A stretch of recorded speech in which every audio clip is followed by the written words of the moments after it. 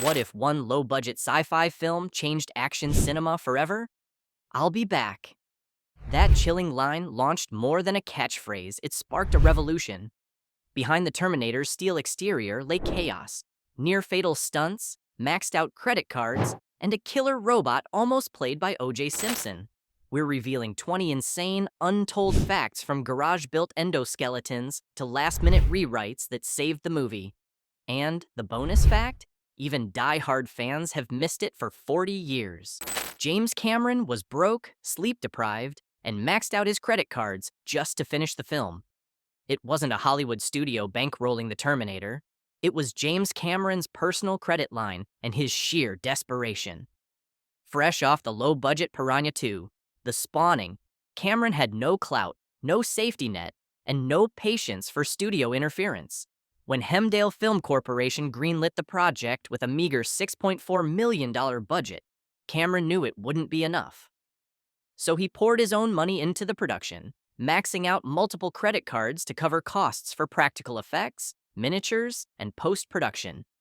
He slept on set, often going 36 hours without rest, surviving on coffee and adrenaline.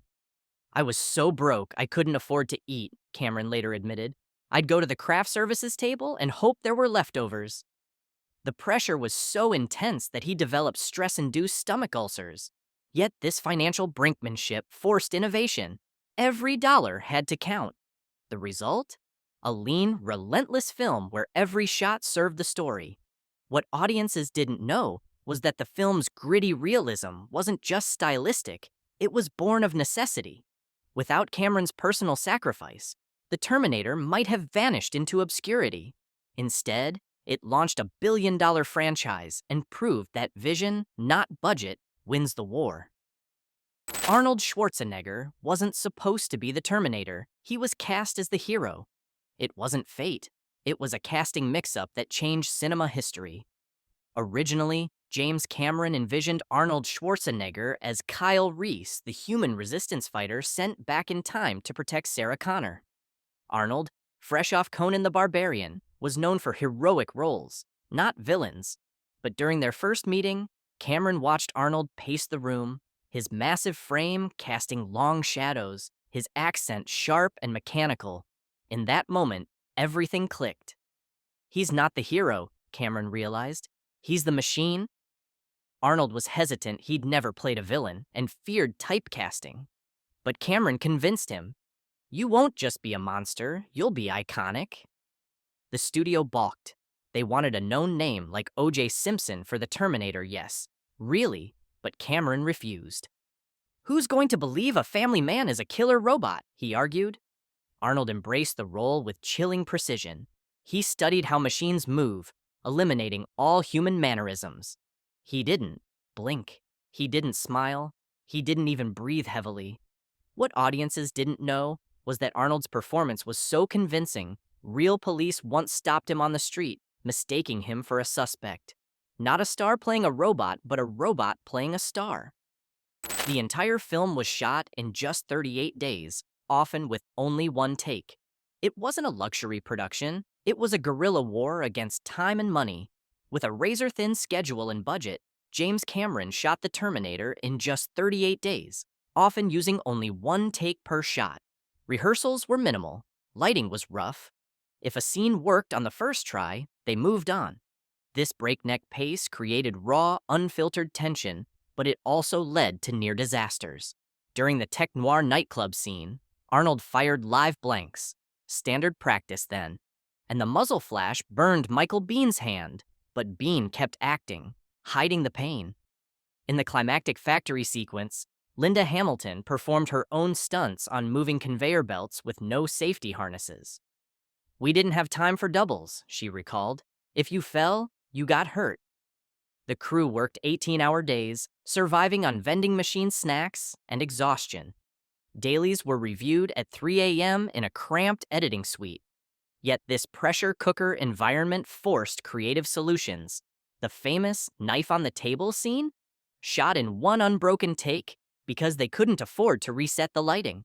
What audiences didn't know was that the film's relentless pace wasn't just narrative, it was logistical. Every second counted. And in that race against the clock, the Terminator found its heartbeat, urgency. The endoskeleton was built in a garage from junkyard parts. It wasn't CGI. It wasn't even high-end robotics. The terrifying endoskeleton of the Terminator was cobbled together in a Los Angeles garage from scrap metal, motorcycle parts, and model kits. Special effects legend Stan Winston, fresh off the thing, was tasked with creating a machine that felt both alien and plausible. With no budget for advanced animatronics, his team scavenged junkyards for hydraulic arms, car pistons, and motorcycle shocks. The skull? Sculpted from clay, then cast in fiberglass. The glowing red eyes? Simple LED bulbs powered by hidden batteries. For the factory finale, they built a full-scale puppet operated by cables and rods so heavy it required 4 puppeteers just to move an arm. "We wanted it to look like it was built in a post-apocalyptic world," Winston said, "so we built it like one." The result was so convincing that test audiences screamed during early screenings.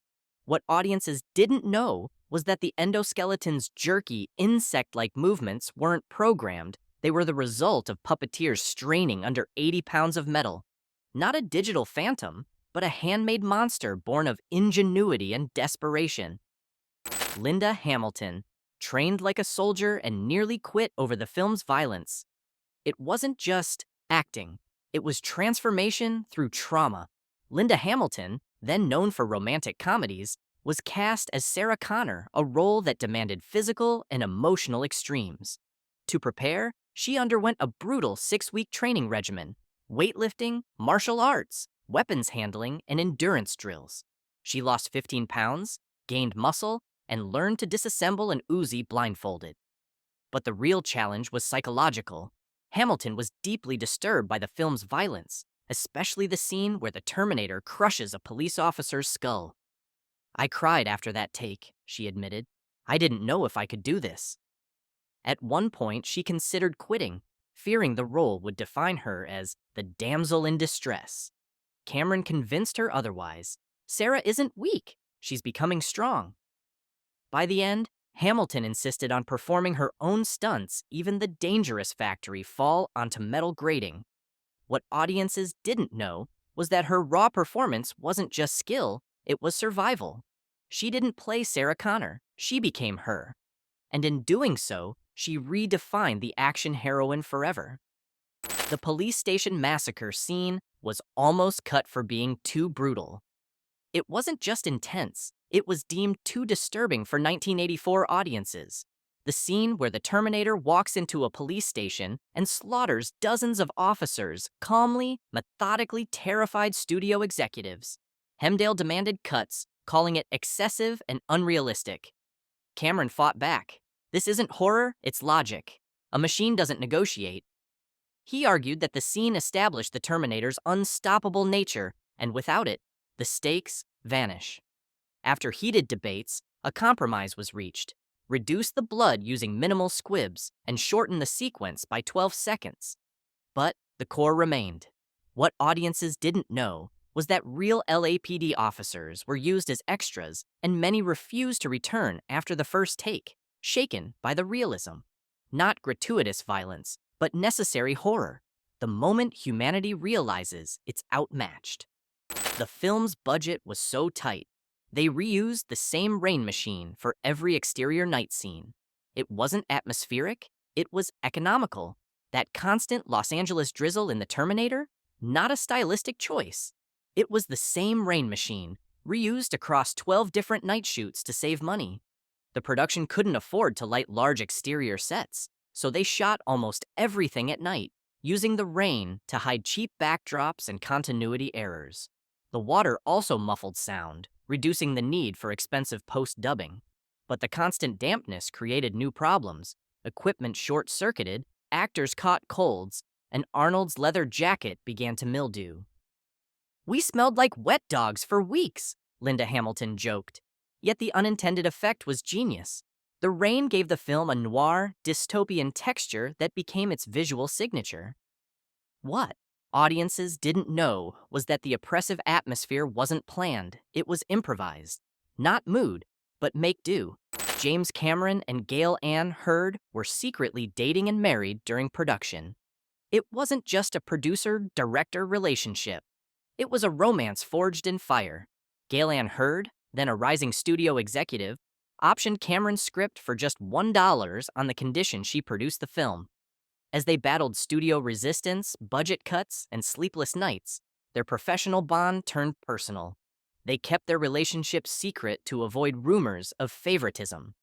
But during a rare break in filming, they eloped in a small Las Vegas chapel, returning to set the next day as husband and wife. "We didn't have time for a honeymoon," Hurd said. "Our honeymoon was editing."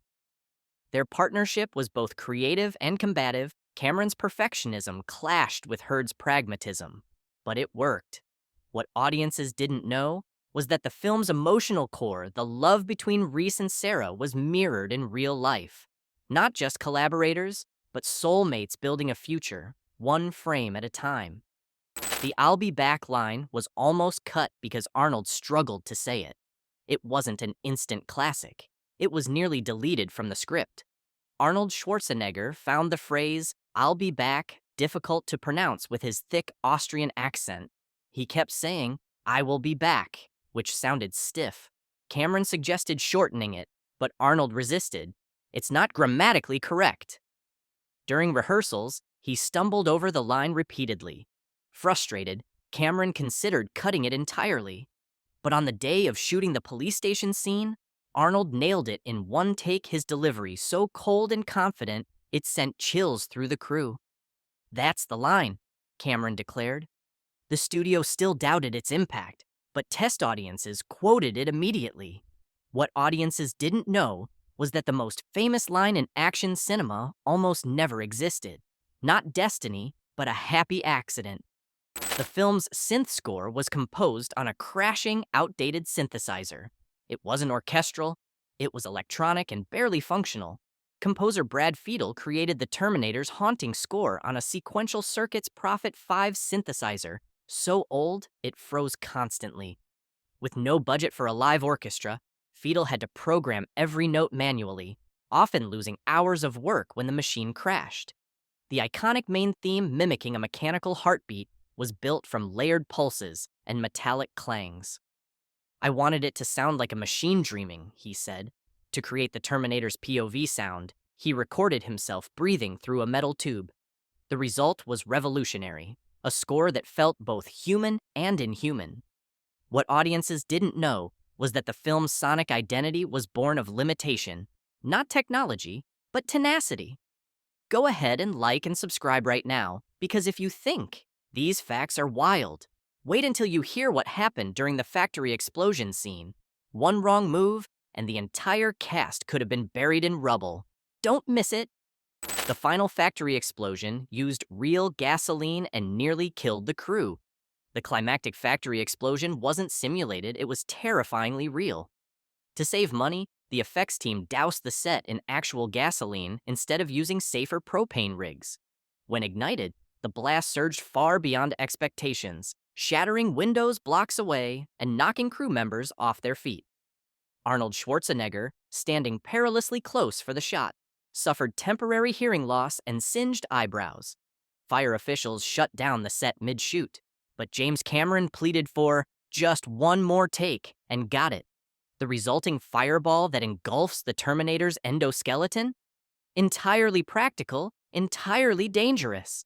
What audiences didn't know was that the film's fiery finale nearly ended in tragedy. Not movie magic, but real scorched earth risk that pushed the limits of low-budget filmmaking to its absolute edge. Michael Biehn was paid just $10,000, while Arnold got $750,000. While Arnold Schwarzenegger commanded $750,000 thanks to his Conan fame, Michael Biehn, the emotional core of the film, as Kyle Reese, earned a mere $10,000. He accepted the pittance because he believed in James Cameron's vision, even sleeping in his car during production to save money. Biehn had no trailer, no entourage, and often rehearsed in borrowed clothes. Yet his performance, especially the raw, improvised, "I came across time for you" monologue, anchored the film's humanity.